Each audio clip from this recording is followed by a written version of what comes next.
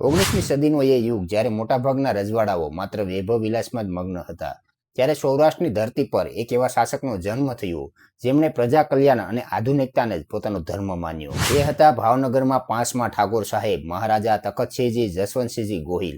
6 જાન્યુઆરી 1858ના રોજ જન્મેલા તખતસિંહજી માત્ર 5 વર્ષની નાની ઉંમરે પોતાના પિતા જસવંતસિંહજીને ગુમાવ્યા હતા. રાજ્ય વ્યવસ્થા નાની વયના કારણે બ્રિટિશ એજન્સી જોઈન્ટ એડમિનિસ્ટ્રેશનની હેઠળ રહી તેમણે રાજકોટની પ્રસિદ્ધ રાજકુમાર કોલેજમાંથી શિક્ષણ મેળવ્યું અને આ જ કોલેજમાં પ્રથમ વિદ્યાર્થી બનવાનું બહુમાન પણ તેમને જ મળ્યું. 1878માં 20 વર્ષની ઉંમરે તેમણે ભાવનગરની ગાદી સંભાળી. મહારાજા તખતસિંહજીનું શાસન એટલે ભાવનગરના સુવર્ણકાળની શરૂઆત. તેમણે રાજ્યને આધુનિક બનાવવા માટે શિક્ષણ, આરોગ્ય અને વાહન વ્યવહારની ક્ષેત્રે ક્રાંતિકારી નિર્ણયો લીધા. 1880માં તેમણે ભાવનગર સ્ટેટ રેલવેની સ્થાપના કરી, જે ગૌરવપૂર્વક રજવાડાની પોતાની રેલવે બની. 1885માં સ્થાપાયેલી સામરદા કોલેજ સૌરાષ્ટ્રની પ્રથમ ઉચ્ચ શિક્ષણ સંસ્થા બની, જ્યાં પાછળથી રાષ્ટ્રપિતા મહાત્મા ગાંધીજીએ પણ અભ્યાસ કર્યો હતો. મહારાજા તખતસિંહજીના શાસનની સફળતાનું મોટું કારણ તેમના બુદ્ધિશાળી અને અનુભવી દિવાન ગૌરીશંકર ઉદયશંકર ઓઝા હતા.